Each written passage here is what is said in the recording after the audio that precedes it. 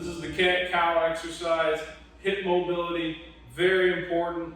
If you watch this video, you're still confused, I suggest you go on to smartstrengthprogram.com and check out our blog post about anterior tilt. It's got some very good illustrations that kind of help get your mind of what we're looking for. But we're trying to isolate hip movement from the rest of our body. If we can mobilize our hips, we take pressure off that low back, we develop stronger core muscles, we can actually train the core muscles. It builds on top of everything we're going to do from here on out in our programs.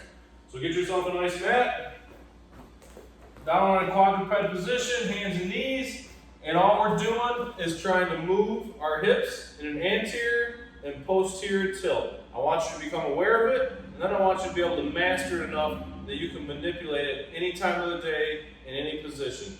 Right now, this is the easiest stance for us. This is the beginner stance. We're down, we're supported on hands and knees, so gravity isn't really affecting us. Let's start here. Let's learn how to move those hips.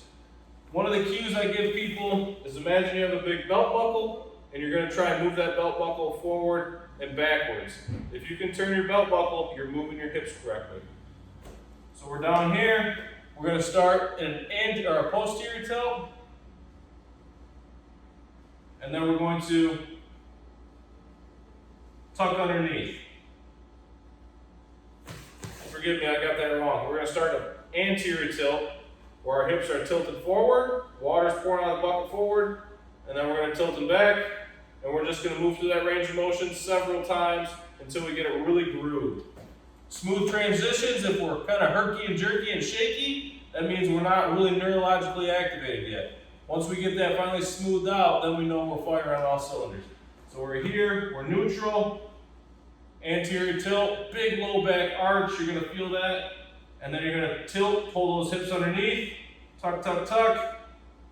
The back arches up like a cat, flatten back out, tuck underneath,